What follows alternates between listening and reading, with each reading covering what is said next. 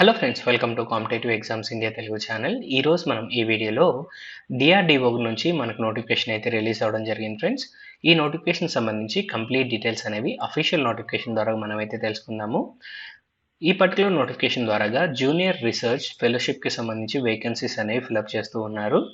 So ఈ jobs అనేవి డైరెక్ట్గా వాకిన్ ఇంటర్వ్యూస్ ద్వారాగా మనకైతే క్యాండిడేట్స్ని సెలెక్ట్ చేయడం జరుగుతుంది ఫ్రెండ్స్. వాకిన్ ఇంటర్వ్యూ డేట్ వచ్చేటప్పటికి 24th January 2024 మార్నింగ్ 9:30కి అయితే మనం అక్కడ రిపోర్ట్ చేయాల్సి ఉంటుంది. రిపోర్టింగ్ అడ్రస్ కూడా నేనైతే మీకు మెన్షన్ చేస్తాను, డోంట్ వరీ. సో ఇక్కడ మీరు ఎడ్యుకేషన్ క్వాలిఫికేషన్ సంబంధించి చూసినట్లయితే మనకి మెకానికల్ ఇంజనీరింగ్ కంప్లీట్ చేసుకోవాలి.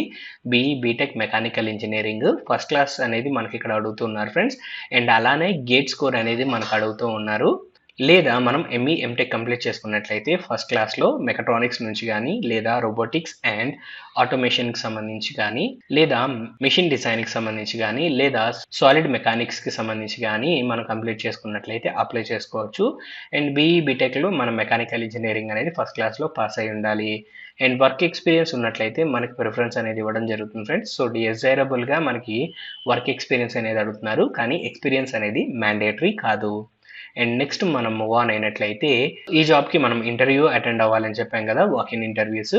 సో వాటికి సంబంధించి వెన్యూ అడ్రస్ మనం గమనించినట్లయితే డిఆర్డిఓ టౌన్షిప్, కంచన్బాగ్, హైదరాబాద్ 500058కి అయితే మనము 24th January 2024కి మార్నింగ్ 9:30 కల్లా మనమైతే రిపోర్ట్ చేయాల్సి ఉంటుంది.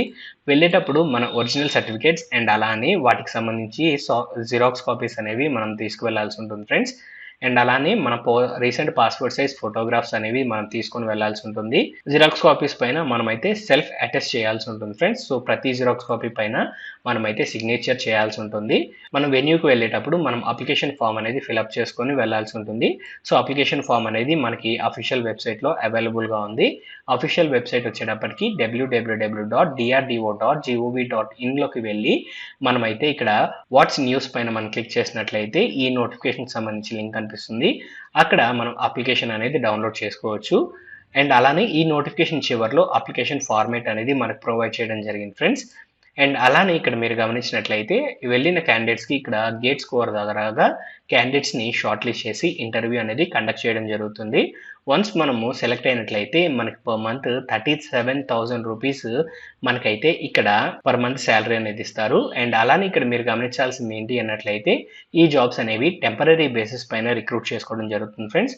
2 years వరకు మనకైతే ఇక్కడ క్యాండిడేట్స్ని రిక్రూట్ చేసుకుంటారు. అండ్ మ్యాక్సిమం ఏజ్ వచ్చేటప్పటికి 28 years. అండ్ ఎస్సీ/ఎస్టీ క్యాండిడేట్స్కి 5 years ఏజ్ రిలాక్సేషన్ ఉంది. ఓబీసీ క్యాండిడేట్స్కి 3 years వరకు ఏజ్ రిలాక్సేషన్ ఉంది ఫ్రెండ్స్. అండ్ నెక్స్ట్ మనం మూవ్ ఆన్ అయినట్లయితే అప్లికేషన్ ఫార్మాట్కి సంబంధించి మనకైతే ఇక్కడ మెన్షన్ చేశారు ఫ్రెండ్స్. సో అప్లికేషన్ ఫామ్ అనేది ఈ విధంగా ఉంటుంది. సో ఇక్కడ మన డీటెయిల్స్ అన్ని మనం ఫిలప్ చేయాలి.